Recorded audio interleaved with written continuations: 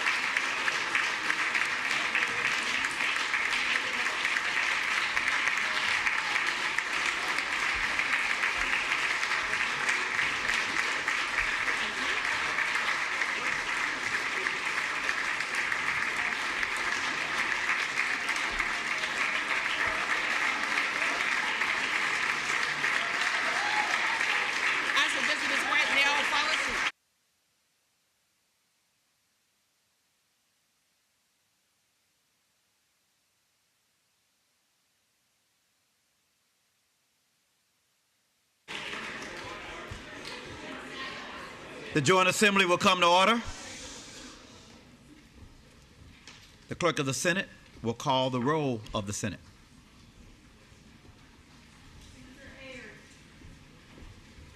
Senator Aird, Senator Bagby, Senator Boysko, Senator Carol Foy, Senator Cyphers, Senator Craig, Senator Deeds, Senator DeSteff, Senator Diggs, Senator Durant, Senator Eben, Senator Favola, Senator French, Senator Hackworth, Senator Head, Senator Jones, Senator Jordan, Senator Locke, Senator Lucas, Senator Marsden, Senator McDougall, Senator McPike, Senator Mulcahy, Senator Obenshain, Senator Peake, Senator Pekarski, Senator Perry, Senator Pillion, Senator Reeves, Senator Rome, Senator Rouse, Senator Salim,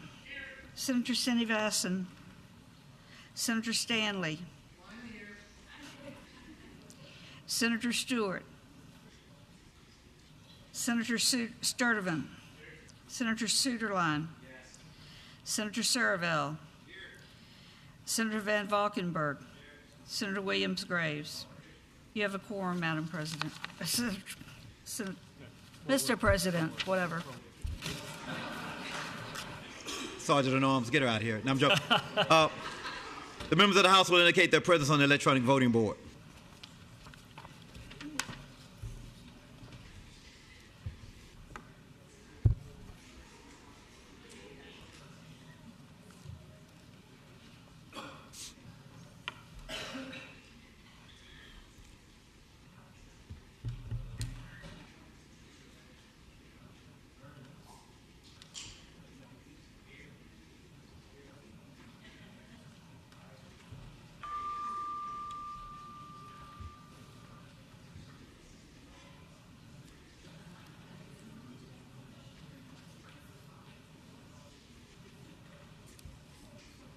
Clerk will close the roll.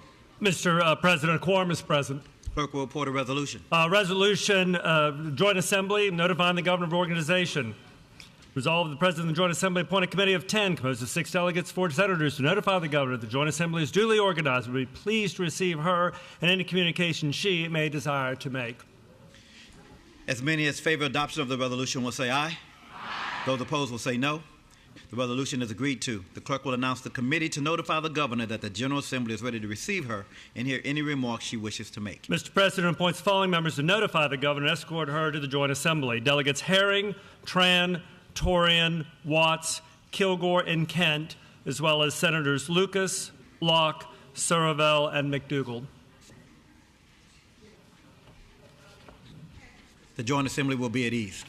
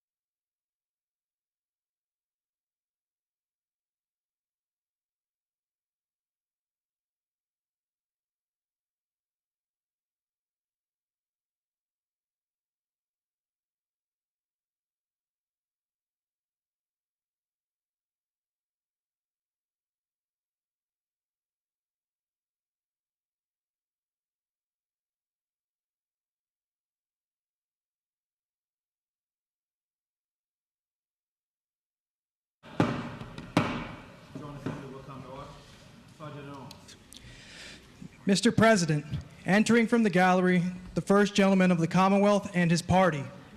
The Joint Assembly will receive the first gentleman of the Commonwealth and his party.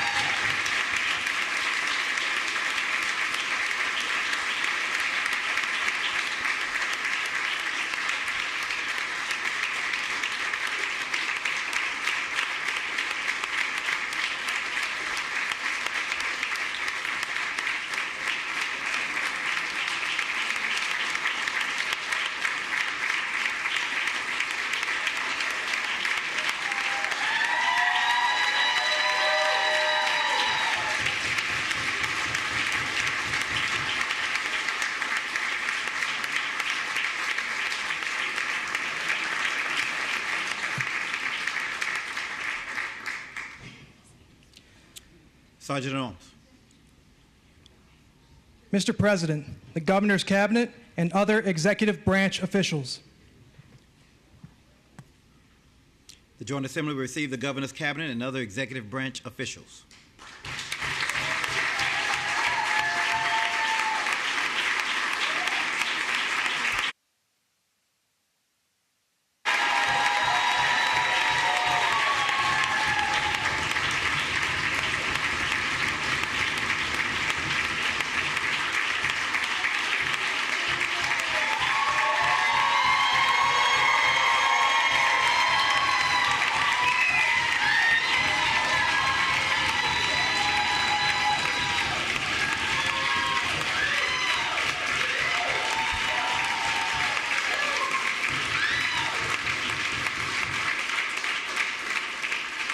Sergeant at Arms.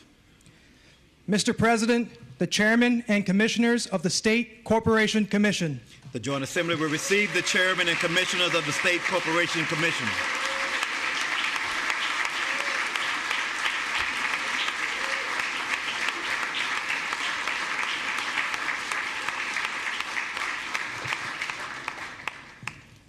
Sergeant at Arms. Mr. President, the Chief Justice and Justices of the Supreme Court. The Joint Assembly will receive the Chief Justice and Justices of the Supreme Court.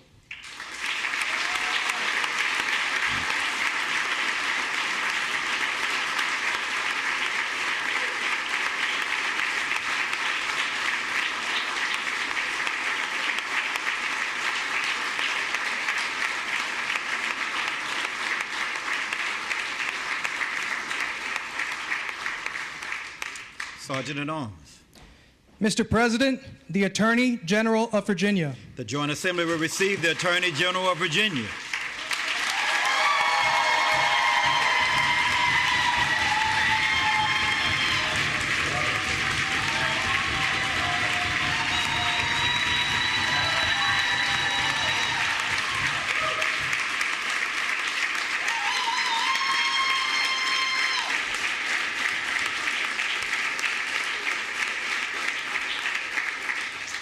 The Joint Assembly and guests will please be seated. The Joint Assembly will be at ease.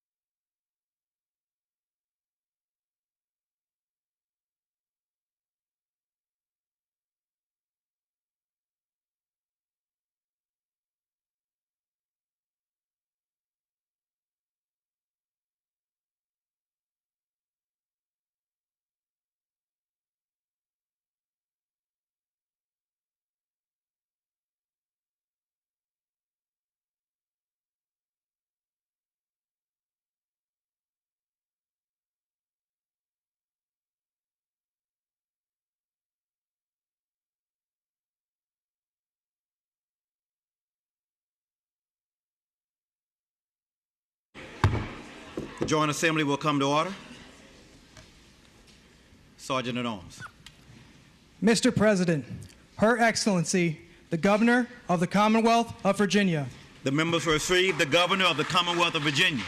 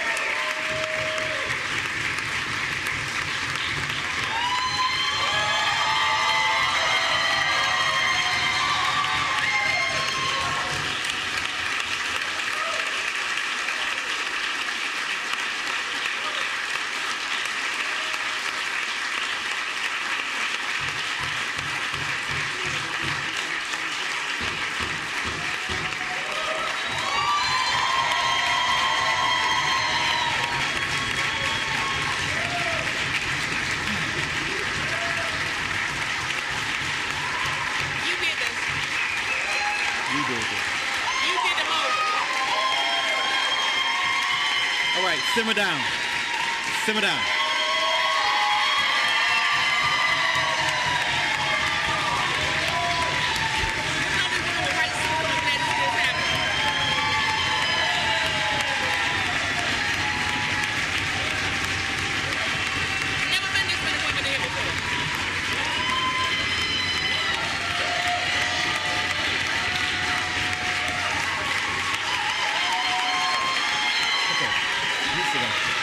You sit down. Okay. Joint Assembly and guests, please be seated. As Speaker of the House of Delegates and President of the Joint Assembly, it is my pleasure to present to you Her Excellency, the Governor of the Commonwealth of Virginia, the Honorable Abigail Davis Spanberger.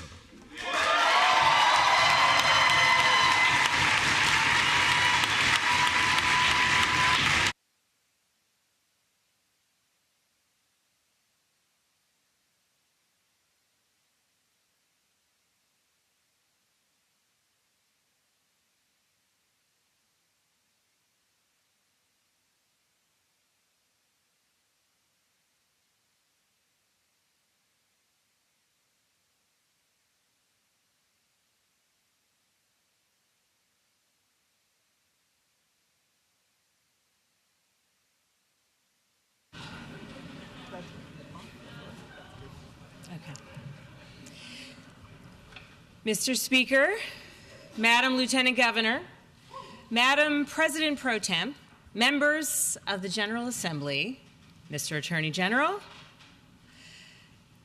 Justices of the Supreme Court, members of the Cabinet, our clerks, honored guests, and most importantly, our fellow Virginians.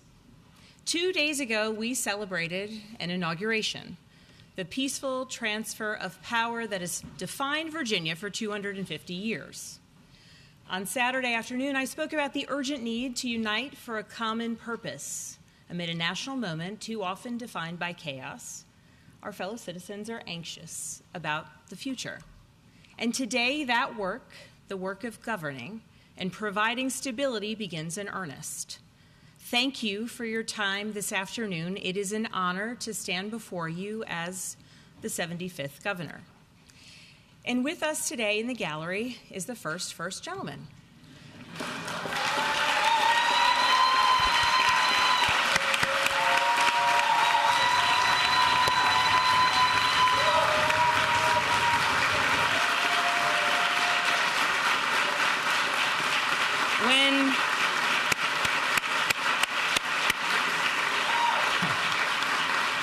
When we met, neither of us could have imagined we'd end up here, but I'm grateful to be taking on this adventure together.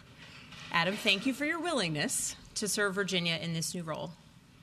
As you know, the Constitution of Virginia requires the governor to report on the state of the Commonwealth once a year. I've had this job for a little over 48 hours, so bear with me. In all seriousness, it is nearly impossible to step into Thomas Jefferson's capital and not feel the weight of our shared history.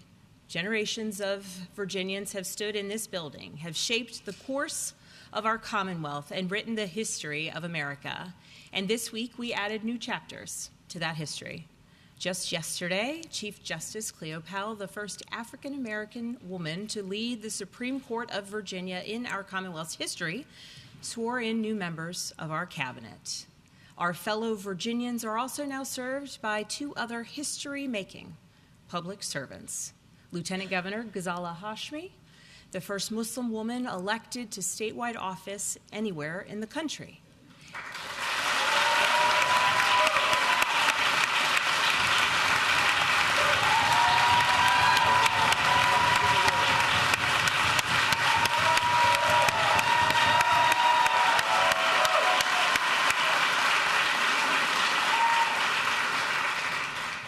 As well as Virginia's first elected African-American Attorney General, Jay Jones.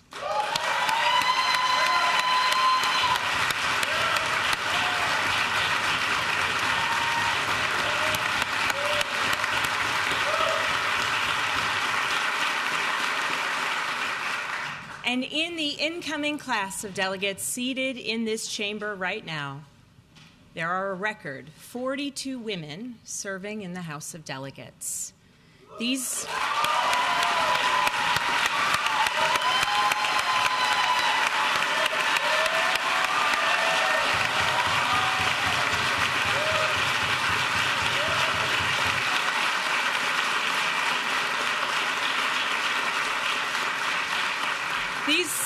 milestones belong to all Virginians, no matter our political affiliation. They are proof that our representative democracy is exactly that, is becoming truly representative. And this progress is thanks to the voters from every corner of this Commonwealth who made their voices heard at the ballot box.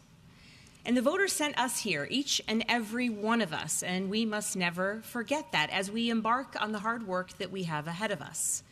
In November, Virginians from across the political spectrum united to build one of the broadest coalitions for change in a generation. They sent a loud and clear message that they want leaders who will work together to deliver results, and I intend to listen to them. People have asked me in recent weeks about the concept of a mandate. What's your mandate? They wonder what the results of November's elections will mean in practice. And here is what I believe.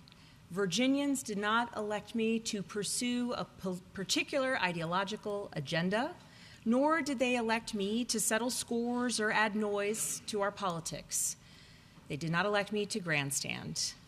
My mandate is simple: to get things done for Virginia's families, Virginia schools, Virginia businesses, and our communities, period.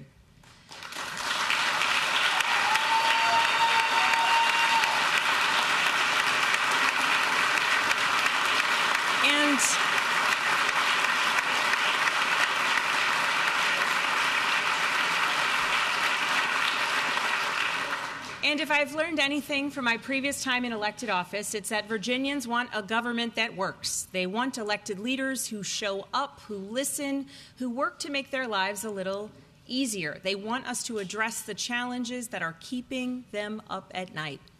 That is what I pledge to do for the next 4 years, and I ask all of you in both parties to join me in that endeavor. To the members of the General Assembly, I know what it means to represent your neighbors, to take on the burdens of public scrutiny, to give up time with your family in service to your community. It is no small thing. And whatever differences we may have in the days ahead, I respect the service of each and every one of you, the service that you have chosen to give. And this administration is committed to being your partner moving forward. When we work together, Virginia will succeed. It is as simple as that. So let me say this very directly. My door is open to every member of this body, Democrat or Republican. I have always believed that no person and no party has a monopoly on good ideas. That's why I've built an administration that reflects that belief, a cabinet of talented, experienced leaders ready to work alongside all of us. They are public servants, and I am grateful to them, the entire cabinet and our staff, that they have answered the call to serve in this capacity at this time. And to the career public servants serving across our Commonwealth, across state departments and state agencies, thank you for everything you do. Please understand that I want you and expect you to do your very best work. And I want you to have the right tools and feel supported as you do it. I want you to know that I am grateful for the expertise and the commitment that you bring to serving the citizens of Virginia.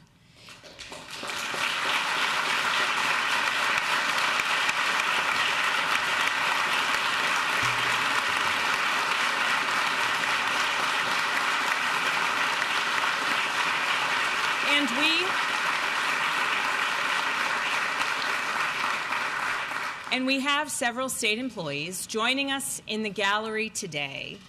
Please, if you're a state employee serving our Commonwealth and our communities, please stand.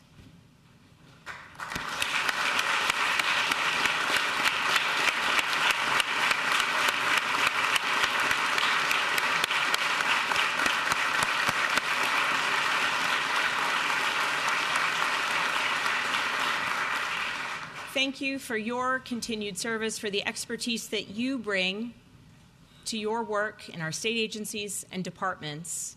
And it is my expectation that our cabinet secretaries continue to lead with respect and with a focus, recognizing the strength of skills and experience that you all bring to bear each and every day. During my time in Congress, I was ranked as the most bipartisan member from Virginia. I may have mentioned that one or two times along the campaign trail. And my administration intends to govern the same way, to work together to deliver for the people of Virginia. And we must do that in order to tackle the most pressing challenges facing our neighbors today, the high cost of living. I want to take a moment to focus on this, because when we talk about affordability, it's important to be clear about what we mean and why it matters. Over the past 2 years, I've traveled to every corner of the Commonwealth. I've met seniors in Southwest struggling to afford their prescription medications, parents in Hampton Roads worried about the rising energy bills, young people in Northern Virginia who want to stay and build their lives here in the Commonwealth, but can't find housing that they can afford. Now, I know there are some who want to dismiss these concerns, some who look at Wall Street and say the economy's doing just fine. Some who simply want struggling families to just be patient. Relief is right around the corner. It's going to get a little bit better. Just wait a little bit longer. There are some who have even called affordability a hoax or a con job. And I would invite them to come to Virginia and engage with the families and the business leaders that I have met and that I know you all know, because the facts tell a different story. More than 70% of Virginians say they can't find housing that they can reasonably afford to rent or buy. Nearly half of college students who graduate from Virginia universities leave our Commonwealth within 5 years. That's above the national average. Prescription drug costs have risen. Energy bills are high. The challenges are real, and my fellow Virginians, this is not a hoax. This is real life. And we cannot be honest. If we cannot be honest about a problem, it will be impossible for us to find solutions to it. The truth is that prices have been rising for years, but the economic uncertainty and the instability coming out of Washington over the past 12 months, particularly for Virginia, have made things undeniably worse, and families are paying the price. So what can we do right here in Richmond to make Virginia more affordable? As governor, I cannot wave a magic wand to make prices drop overnight. Believe me, I wish that I could. But there are tangible steps that we can take right now on a state level to make good on our pledge to Virginia families. On Saturday, some of my very first executive actions as governor reflected this mission. 2 days ago, I ordered all of my cabinet secretaries and all executive branch agencies to identify where they can reduce costs for Virginians, whether that's immediate fixes or longer-term budgetary, regulatory, or policy changes. They must submit these reports within 90 days because we cannot afford to wait. I look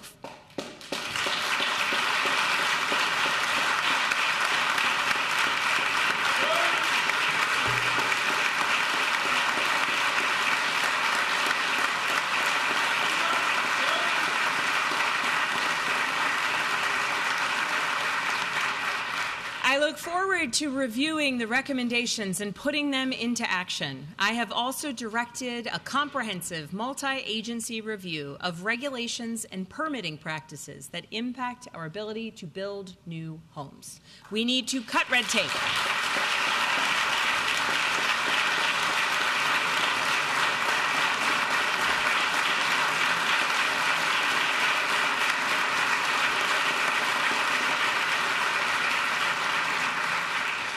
We need to cut red tape, eliminate burdensome requirements, and streamline approvals. We need to get ready to build more housing, and that's why I am establishing a commission on unlocking housing production.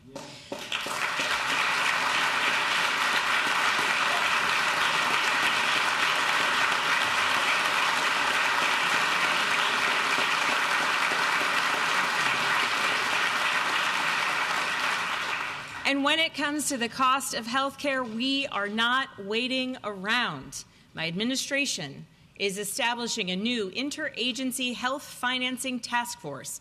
We need to make sure we're spending our health care dollars effectively. We need to strengthen our health care infrastructure, and we need to identify where federal cuts will hurt Virginia the most. This task force will be entrusted with finding these answers, and it will get to work immediately.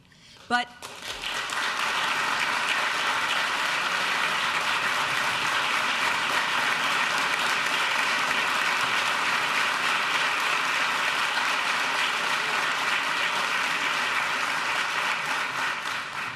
executive action alone is not enough. To deliver lasting relief, we need legislation. And that's why today I am asking the General Assembly to join me in passing our Affordable Virginia agenda, a legislative package designed to be a first step towards lowering costs for Virginia families in 3 critical areas: healthcare, housing, and energy. And I want to thank the majority leadership here today for partnering with me on unveiling these proposals. But they are not hyper-partisan proposals. They are common sense solutions. And I believe they deserve support from every member of this body, Democrats and Republicans. So let me walk through what we're proposing. First, on health care. No Virginian should have to choose between filling a prescription and paying for groceries. But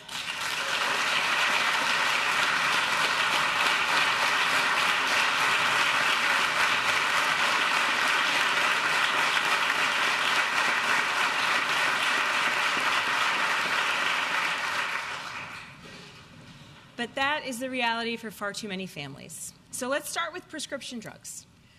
Right now, pharmacy benefit managers, the middlemen known as PBMs, are driving up the cost of medications while pocketing the savings for themselves. They steer patients away from local pharmacies, harming and hurting rural, independently owned pharmacies. They claw back payments from small businesses, and they make it harder for Virginians to afford the medications they need. This has to stop. Our legislation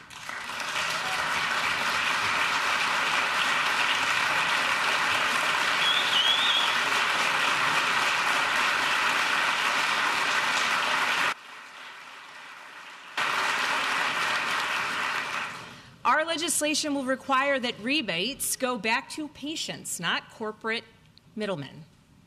And this will protect independent pharmacies from predatory practices. Next, the Affordable Care Act marketplace. At the start of this month, we watched as leaders in Washington sat on their hands and allowed premiums to skyrocket. Virginia families simply cannot afford to wait for Congress to act, so we are going to act first.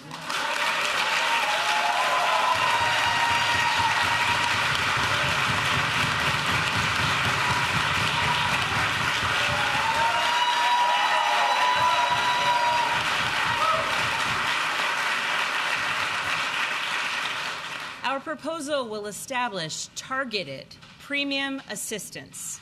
That way we can keep coverage more affordable for Virginians who are at most at risk of losing it, and also benefit all Virginians who buy their insurance. And finally, we need to invest in our healthcare workforce. You cannot see a doctor if there is no doctor to see. And too many communities across Virginia, particularly in rural areas, are facing critical shortages of healthcare providers.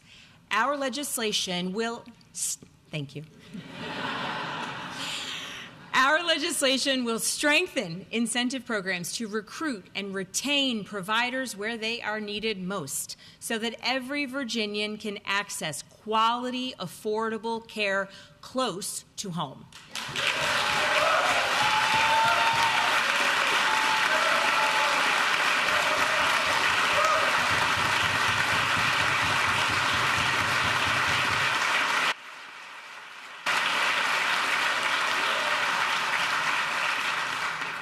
Virginians are paying far too much to heat and cool our homes, and while we cannot control global energy markets, there are things we can do to lower monthly utility bills for Virginia families. We are going to expand energy storage across the Commonwealth. Energy storage allows us to capture cheaper power and use it during peak demand when prices are highest. That means savings for families and a more reliable grid for everyone. We're also going to expand programs that help lower-income Virginians make their homes more energy efficient. Simple improvements like better insulation and weatherization can save families hundreds and even thousands of dollars per year.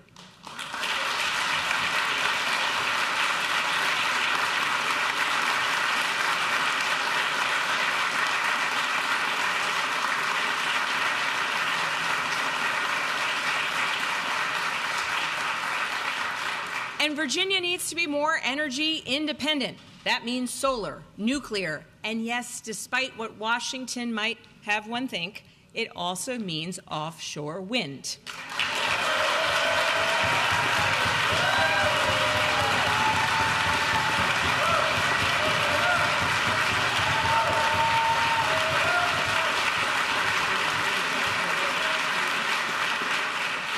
As we speak, the Federal Interior Department is attempting to halt offshore wind development across the country, including one of the largest infrastructure projects in Virginia history. This is an attack not just on our energy, but on private business. And while I was glad to see the court ruling on Friday that temporarily blocked this action by the federal government, we all know that this battle is far from over. This project will create thousands of jobs and generate billions of dollars in economic activity in Hampton Roads. And as governor, I will do everything in my power to make sure that it continues to move forward.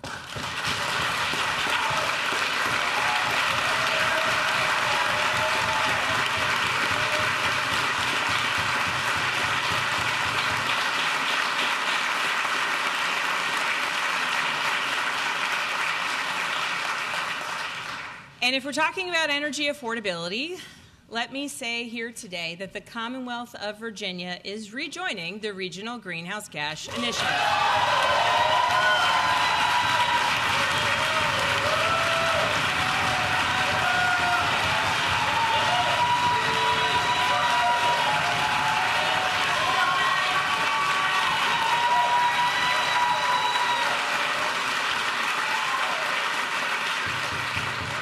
This is about cost savings.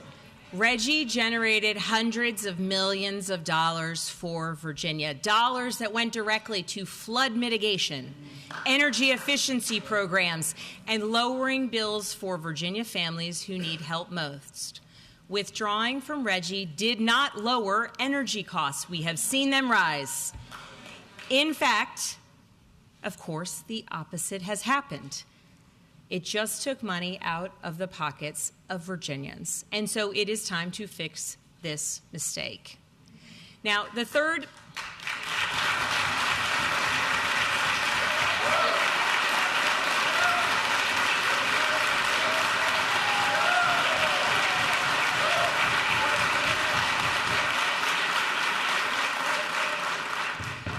issue in our Affordable Virginia agenda is housing. And this issue is so personal for so many Virginians. Young people who grew up here and want to stay here but cannot find an apartment they can afford. Families who have saved for years but still cannot compete in the housing market. Seniors on fixed incomes watching their rent climb higher every year or unable to downsize because they can't buy something else. We have a housing shortage in Virginia, and until we address it, prices will keep rising.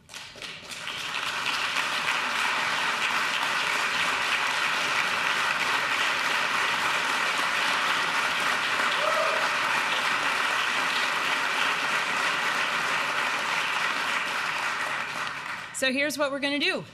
First, we are going to protect renters. Right now, Virginia law gives tenants just 5 days to respond after a landlord files to terminate their lease. 5 days.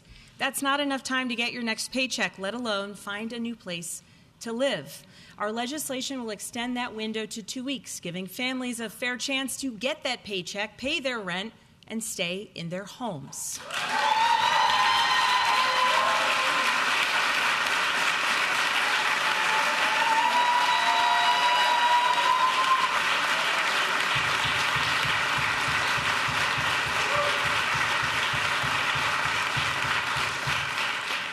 Secondly, we are going to give communities more tools to build affordable housing.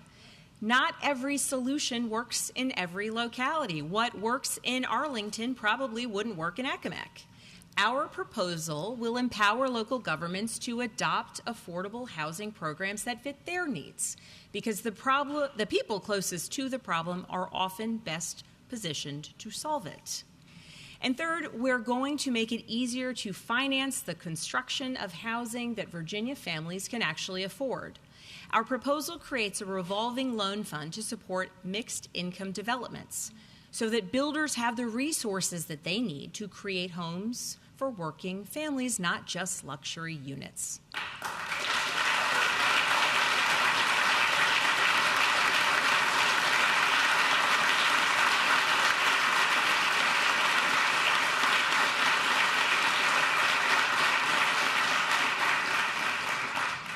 Healthcare, energy, housing, 3 areas where Virginia families are feeling the squeeze, and 3 areas where we can deliver real relief. These are common sense proposals. They're not about ideology. They're about results.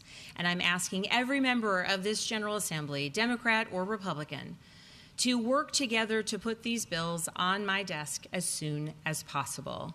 Because here's the truth, affordability, it's not just a family budget issue, it's an issue of economic competitiveness.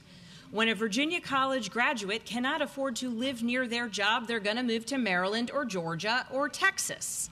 And when healthcare costs rise, small businesses face higher expenses and workers have less money to spend out on the economy. When a family can't afford childcare, oftentimes a parent drops out of the workforce altogether. If we fail to act on affordability, we risk slower economic growth, lower tax revenue, and declining productivity, consequences that would disadvantage Virginia for decades to come. So make no mistake about it, we are competing against 49 other states for the best talent in the United States of America, and the businesses that follow that talent. If we do not act, we will lose out in that competition. And on my watch as governor, I do not intend to lose. I intend for Virginia to dominate.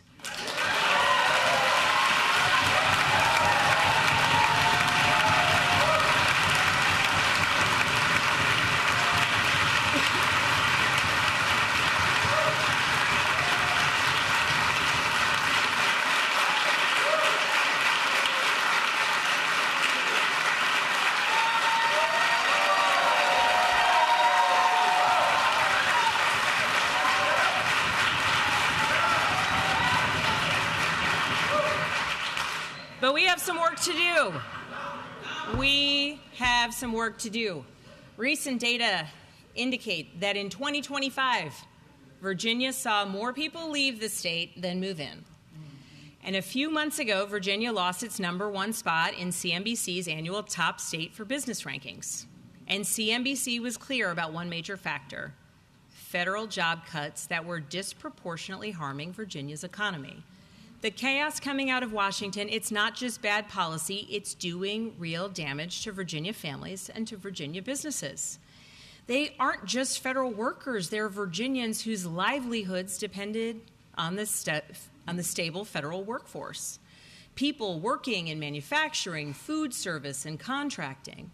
Our economy is also still recovering from the longest federal government shutdown in history, a time when so many of our fellow Virginians were anxious about the possibility of more mass firings and the threat of withheld paychecks. On day one, I ordered the creation of Virginia's Economic Resiliency Task Force, which will coordinate our statewide response to federal funding cuts, lost research dollars, tariffs, the ongoing impact of DOGE, and more. Among its jobs will be to finally gather a full picture of the economic damage done to our Commonwealth, and then recommend measures that we can take right now to slow down the long-term impacts. That is the responsible thing to do for our Commonwealth. To Virginia's federal workers who have been laid off, furloughed, or are simply caught in the political headwinds of the moment, hear me when I say, as your governor, I will direct the full power of the office to support you, support Virginia's economy, and support the federal workforce who call Virginia home.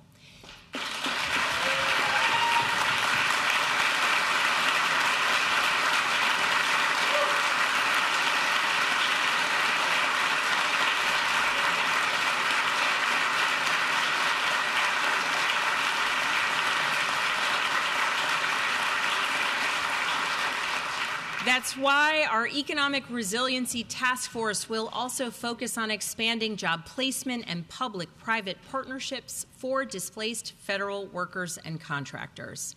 They're real people facing real challenges, and if some leaders in Washington won't fight for them, leaders in Richmond must.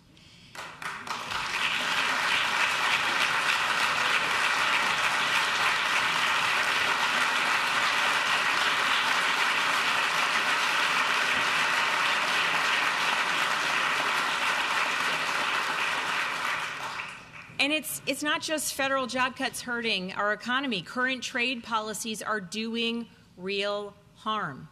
And no one is feeling it more than Virginia's farmers and rural communities. Agriculture is Virginia's largest private industry. Our farmers feed our families, steward our land, and anchor communities across Virginia. They deserve a government that fights for them, not one that makes their lives harder with unpredictable tariffs and chaotic trade wars, driving up input costs and eliminating entire markets for their products. Cargo traffic at the Port of Virginia is already down 9%. That tells a story of broader struggles for our farmers trying to get their products to market, for our forestry industry, for businesses large and small across the Commonwealth. With that, I have directed our Secretary of Commerce and Trade, Carrie Chenery, and our Secretary of Agriculture and Forestry, Katie Frazier, to work together in a coordinated effort to help Virginia's farmers and producers expand their reach domestically and internationally.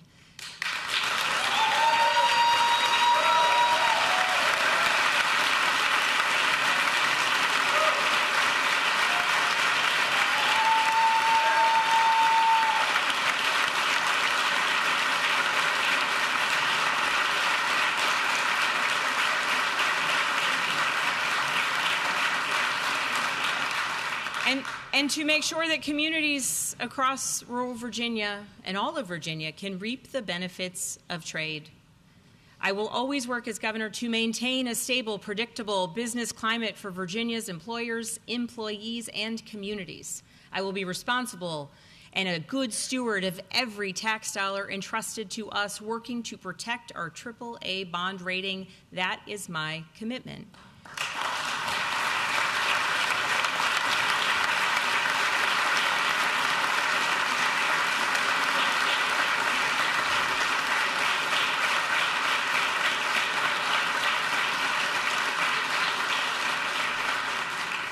CNBC has done their national rankings 18 times, and Virginia has been in the top 3 11 of those times, under governors from both parties.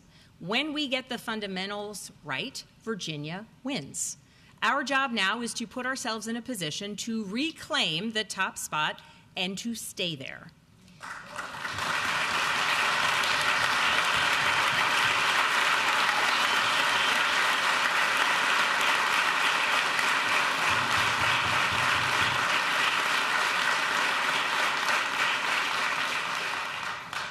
I want to acknowledge Governor Youngkin's meaningful work on economic development, particularly on shovel-ready sites and positioning Virginia for investment. His administration and the Virginia Economic Development Partnership deserve credit, and now our task is to build upon the progress and work that has been done.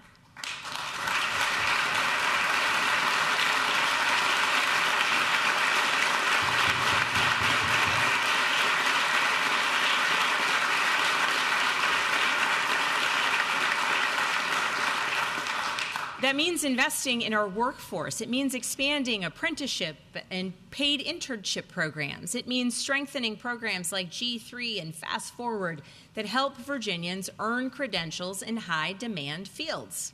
It means aligning our community colleges with employer needs and recognizing that right now, Virginia invests less per community college student than our neighbors in West Virginia and North Carolina. We can do better.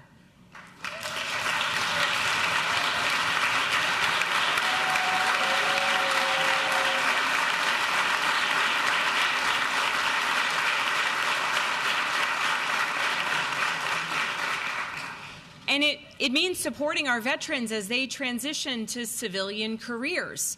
We have an unmatched tradition of military service here in Virginia. We are home to more than 700,000 veterans, many in the room here today.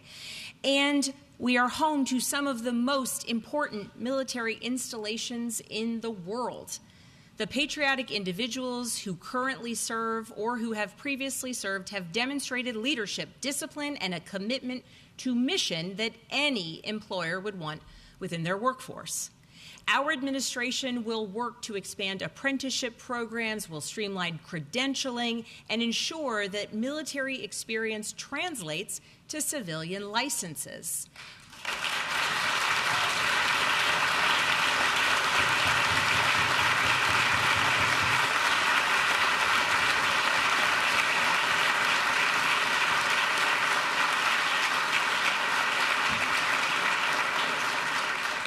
We will work to connect veterans with employers who both understand their skill set and who truly understand their value. I also want to speak about public safety. It's an issue near and dear to my heart. You might know that I come from a law enforcement family. My dad spent his career as a federal agent, and I served as a federal agent and later a CIA case officer. I understand the sacrifices and the risks that those who dedicate their lives to public safety face. And we cannot build a thriving economy without safe communities. But frankly, too many of our law enforcement officers, firefighters, first responders are being priced out of the very communities that they protect and serve. If we are asking someone to risk their life for their community, the least we can do is ensure that they can afford to live in it.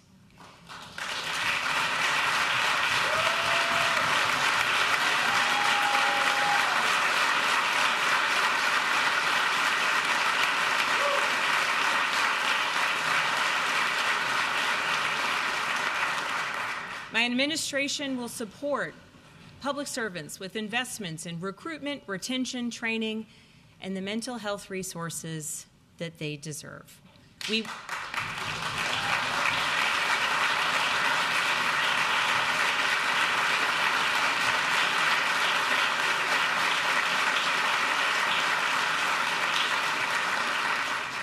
And we will work collaboratively with communities to keep every Virginian safe regardless of their zip code. Public safety, workforce development, lowering costs in housing, healthcare, and energy, these are the building blocks of a thriving economy. So let me address one more economic issue directly, because I think businesses of all sizes need clarity, they need predictability, and they need to know the rules will not suddenly change on them. As I said along the campaign trail, I will not repeal Virginia's right to work status.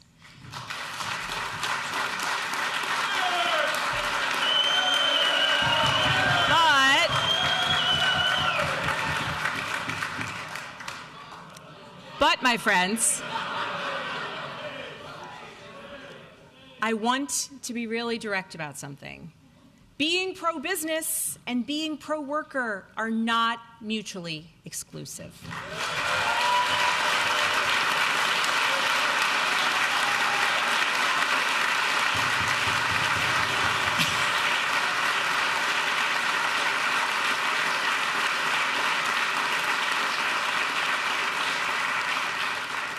Recent history shows that Virginia's economic success has always come from balancing both.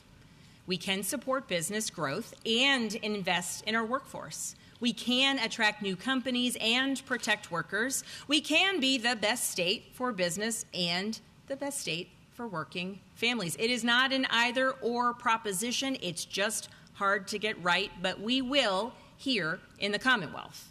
That is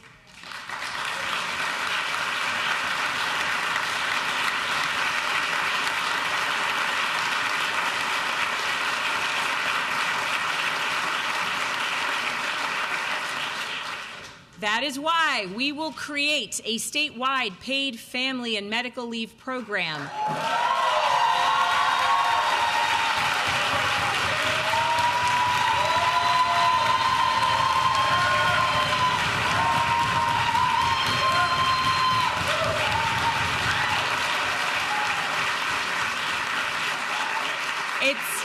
It's why we'll guarantee paid sick days, increase access to Virginia's child care subsidy program, and yes, at long last, raise our minimum wage to $15 an hour.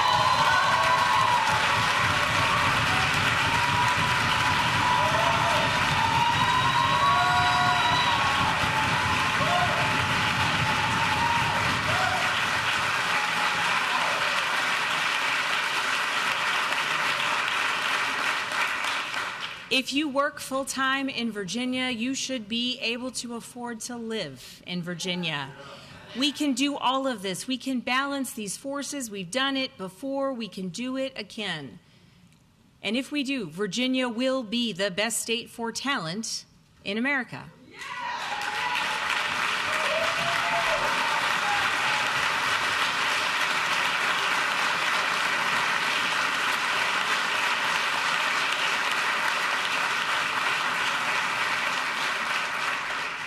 But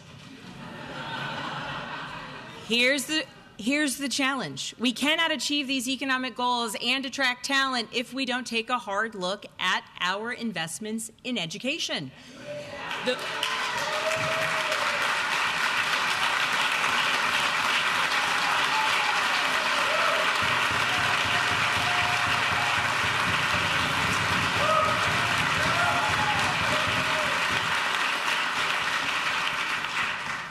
The workforce of tomorrow is sitting in our classrooms today. I am the proud product of Virginia public schools. My husband Adam and I are the parents of 3 daughters in Virginia public schools. We believe deeply in public education. And as governor, I will work every day to make sure our schools are the best in the United States of America.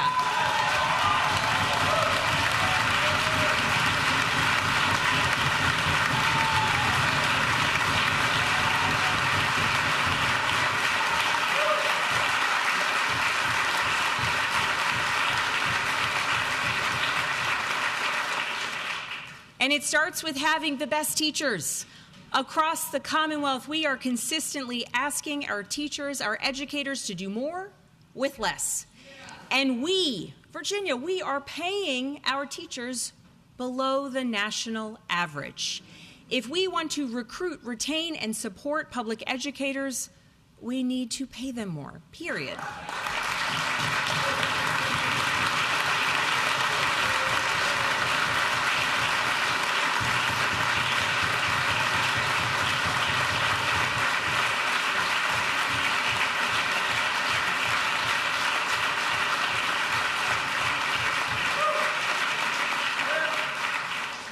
We also need to focus on getting back to the basics in the classroom. Last year, Virginia students ranked 51st in the nation for math recovery, dead last behind every other state and the District of Columbia. That is completely unacceptable. Immediately after becoming governor, I signed an executive order to promote academic excellence.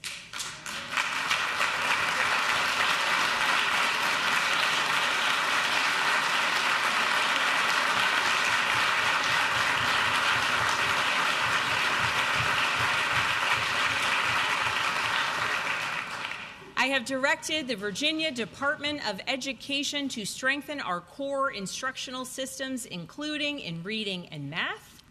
And I have ordered the department to expand our efforts in advanced math instruction so that we can get our kids back on track and then help them get ahead.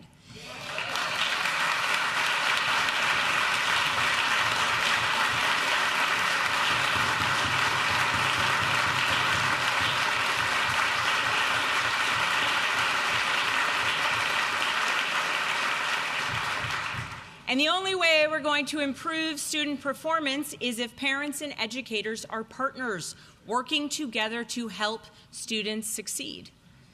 Let me be clear, my administration will not use our students, our parents, or our teachers as political pawns in an ongoing culture war.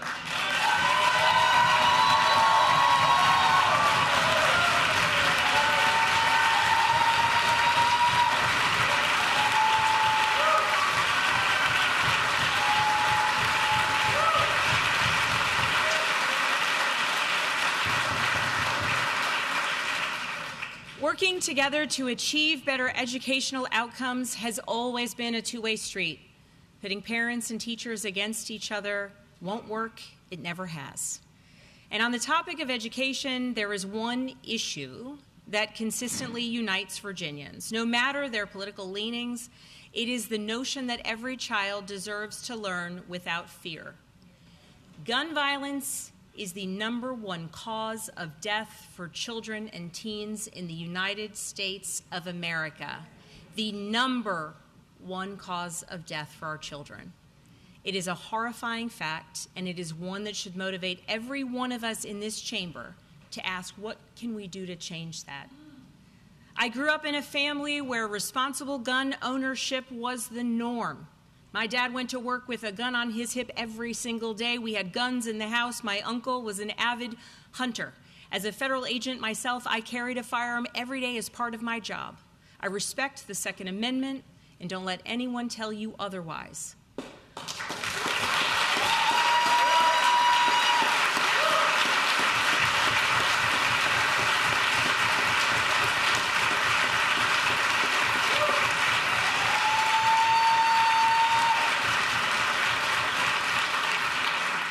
I also know that we can take common sense steps to keep our families, our communities, our kids, and law enforcement safe.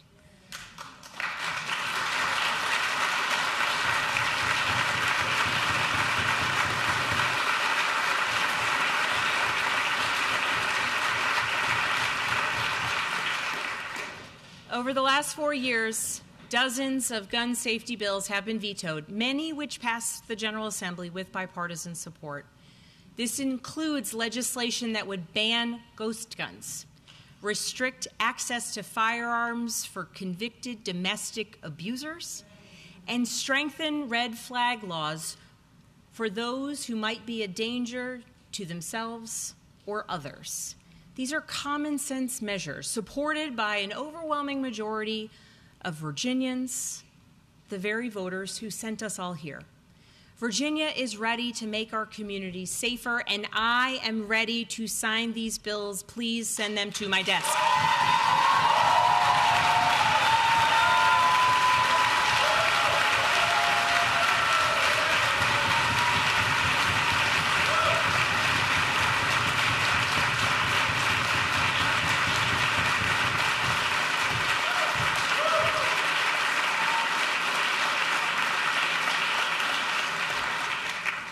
And finally, a word on higher education.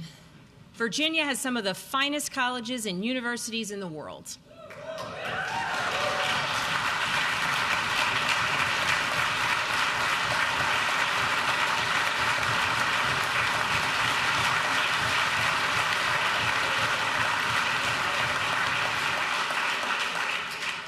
And yet, news story after news story, it's not about their successes.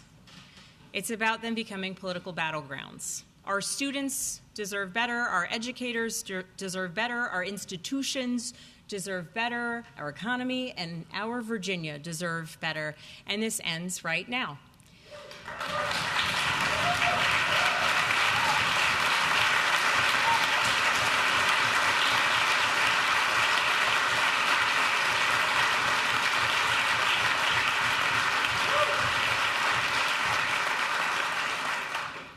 Through executive order, I have directed the Department of Education under the leadership of Secretary of Education, Dr. Jeffrey Smith,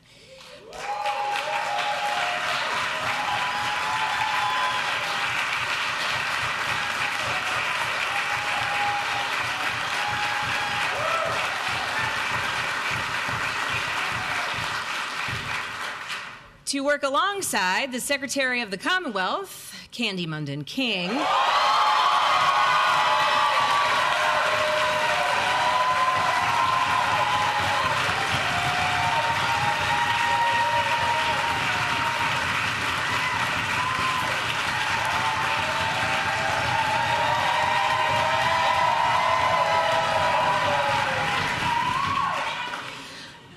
I've asked them to review and evaluate the process for appointments to our higher education boards of visitors.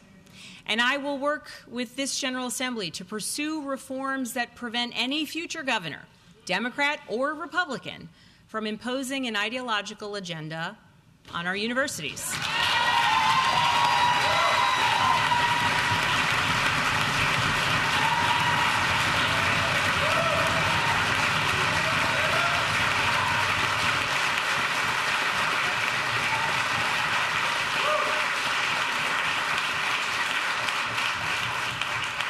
As governor, I have already and I will continue to appoint serious, mission-driven individuals to serve our boards of visitors, people whose allegiance is to the institutions they are serving, not any political agenda.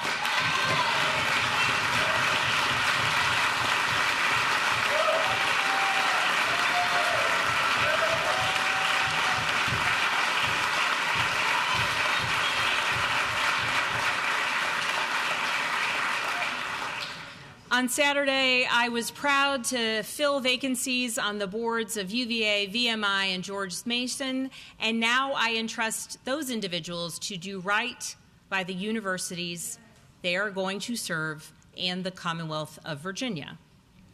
And I welcome anyone in the room. If you have additional suggestions for folks to be appointed to boards, I will redirect you to Secretary of the Commonwealth, Candy Munden King.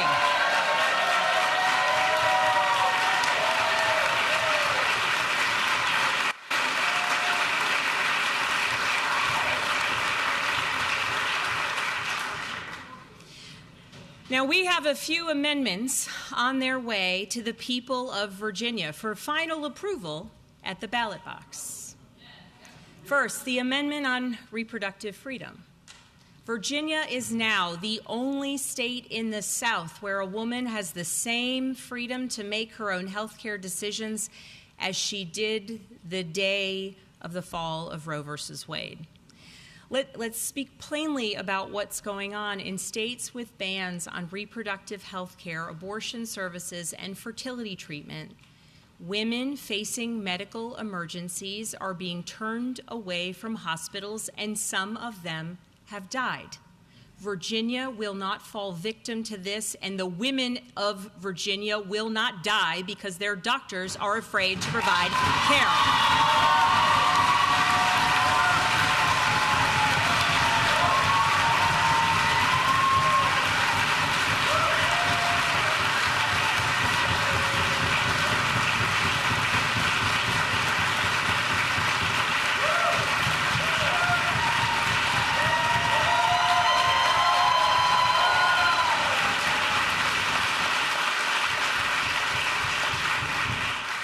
I trust Virginia women, I trust Virginia families, I trust Virginia doctors, and politicians should not dictate decisions for doctors and their patients. And now this constitutional amendment to protect fundamental reproductive freedom in Virginia will go to the voters, and I know they will support it too. Next, we have an amendment on marriage equality. Marriage equality has been the law of the land in the United States of America for over a decade. And yet, in Virginia's most sacred legal document, our Constitution, it still has discriminatory language from an earlier era. It is time to remove it.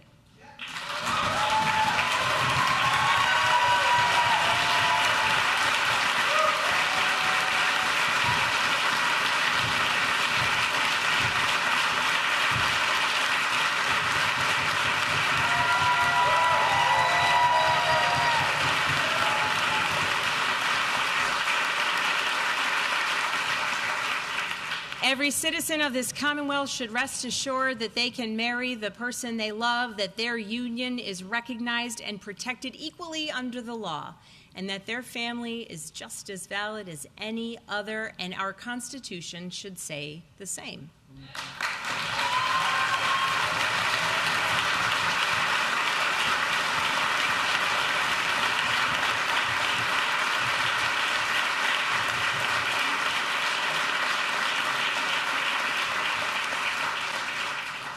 And we have an amendment on the restoration of voting rights.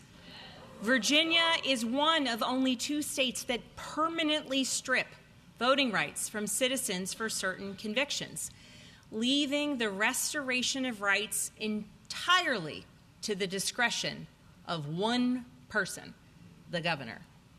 It's a shameful relic of our Jim Crow past, and it is time to change it.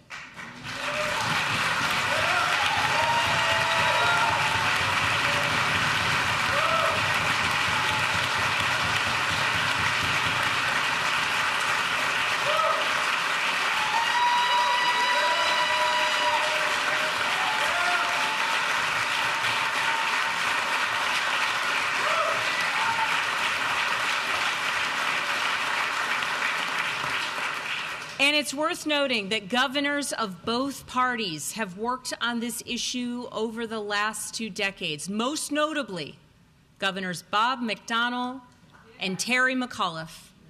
Between the 2 of them, they restored the rights of tens of thousands of Virginians who served their time, rejoined our communities, and deserved the right to participate in the most fundamental act an engaged citizen can take, the right to cast a ballot. I thank the General Assembly for passing this constitutional amendment to automatically restore voting rights for Virginians and who have completed their sentences. And so let me say something broader about voting in Virginia. Virginia has not always been at the forefront of voting rights. Our history includes poll taxes, literacy tests, and deliberate efforts to keep citizens from the ballot box. But look how far that we have come in the past few years. Expanded early voting, no excuse absentee voting, automatic voter registration, Election Day is a holiday in the state. And we passed the Virginia Voting Rights Act. I believe that our democracy is strongest when every eligible citizen can participate and when our decisions reflect the will of the people. And in that spirit, as we protect reproductive rights, marriage rights, and voting rights, we must be ready to contend with further attacks on our democratic institutions across the country. Now, I know the General Assembly just took a step forward in being prepared to respond to what is happening in other states. Virginia's proposed redistricting amendment is a response to what we're seeing in other states that have taken extreme measures to undermine democratic norms. This approach here in Virginia is short-term, highly targeted, and completely dependent on what other states decide to do themselves. And for those who may oppose Virginia's response, I call on you to make your opposition to what is happening in other states clear.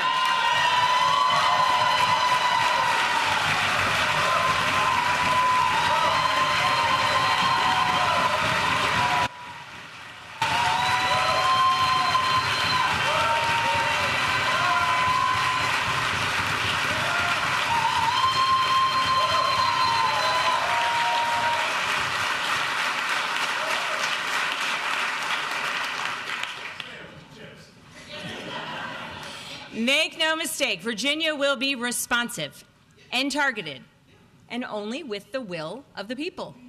And I trust the voters to get this one right.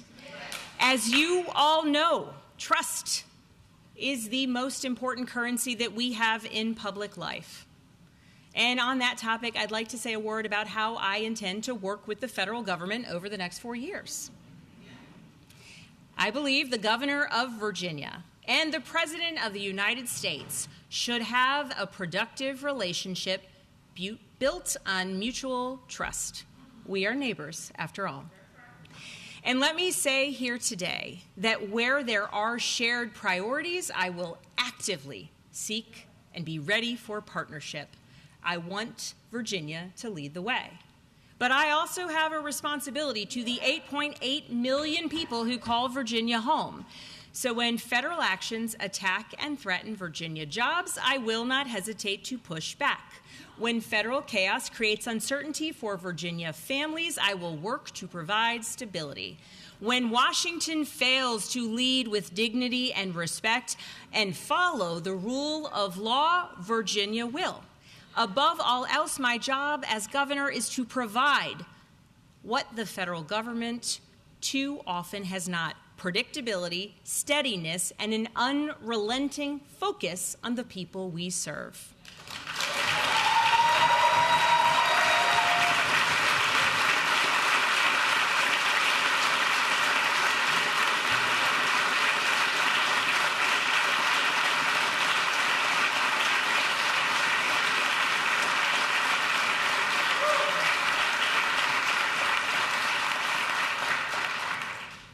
I want to close, we're getting close.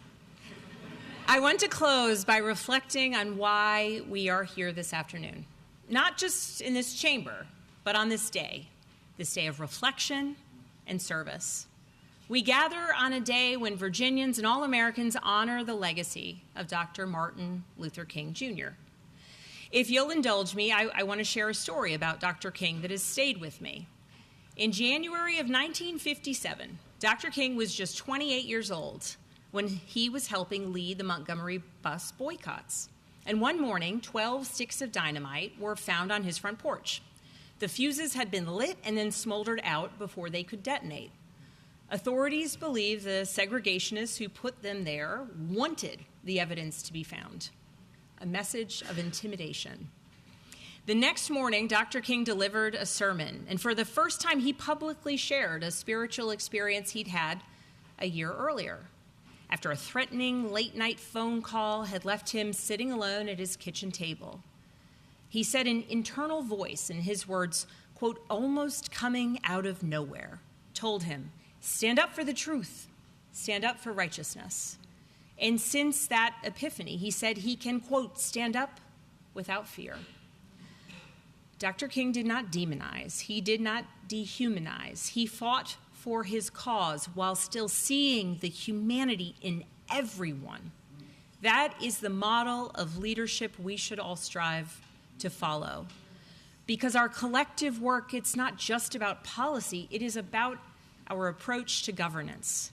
If we are going to tackle the challenges before us, and there are many, we need to work together.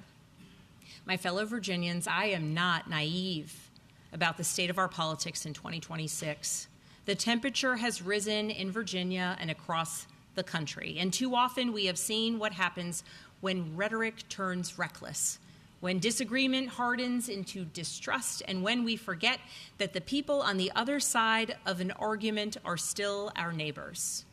So let me say this clearly to everyone in this chamber and to everyone watching at home. Threats and intimidation have no place in Virginia. Political violence has no place in Virginia against anyone for any reason.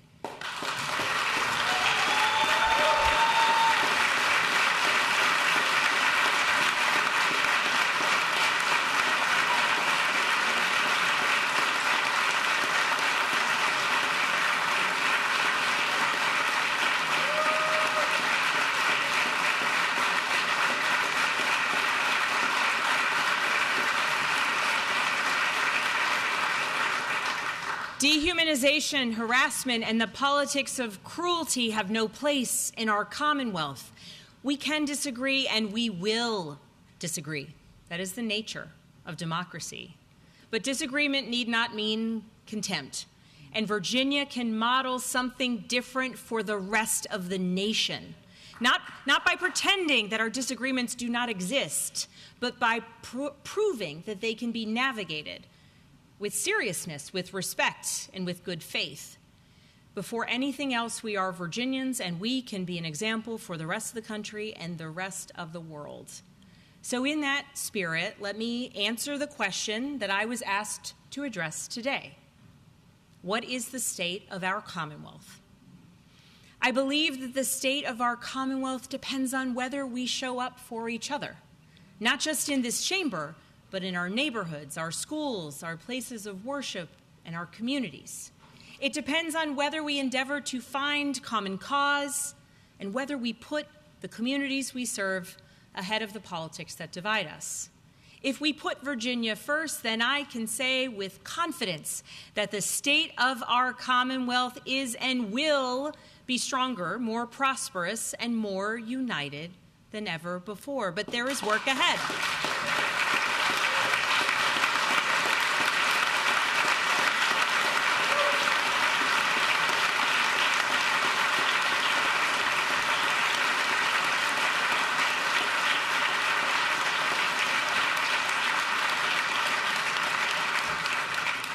In November, voters sent us here with a clear message: work together, deliver results. I heard that message, and I hope you did too. At a time of deep division, Dr. Martin Luther King Jr. reminded us to stand up for truth, to stand up for righteousness, and to do so without fear.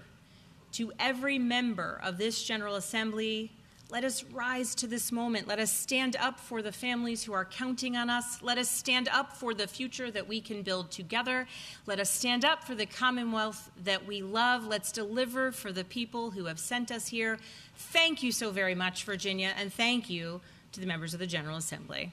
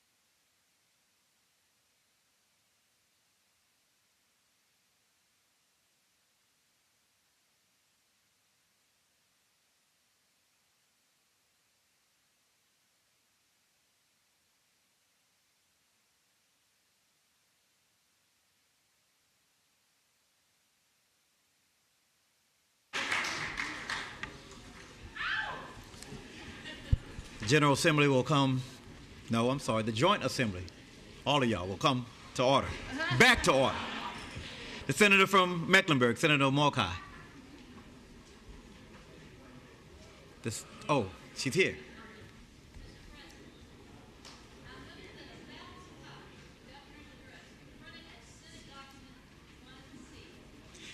As many as favor the motion will say aye.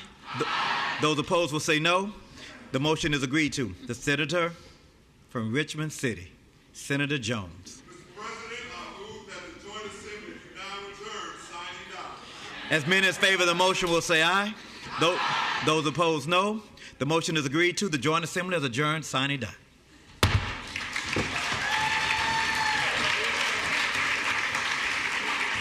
I would ask that all House members and guests remain seated as the Senate exits the chamber. All House members and guests remain seated as the Senate exits the chamber.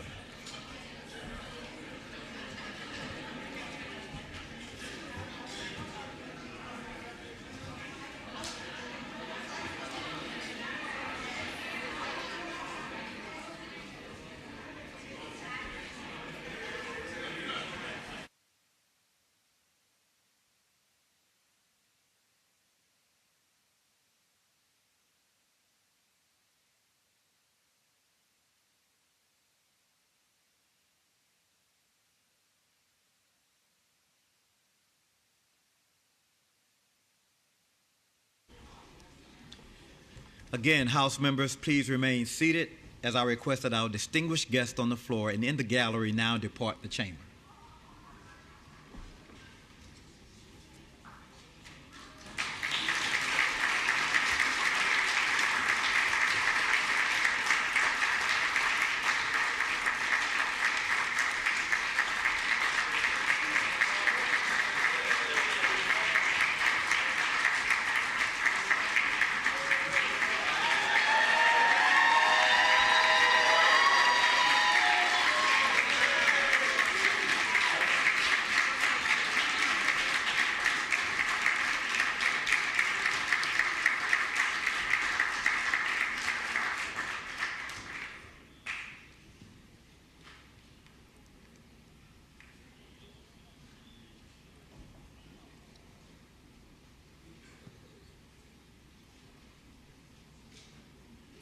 The House will come to order.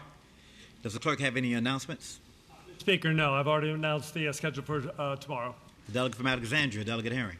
Mr. Speaker, I move that when the House adjourns today, it adjourn to reconvene tomorrow at 12 noon. The delegate from Alexandria, Delegate Herring, moves that when the House adjourns today, it adjourn to reconvene tomorrow at 12 noon. As many as favor the motion will say aye.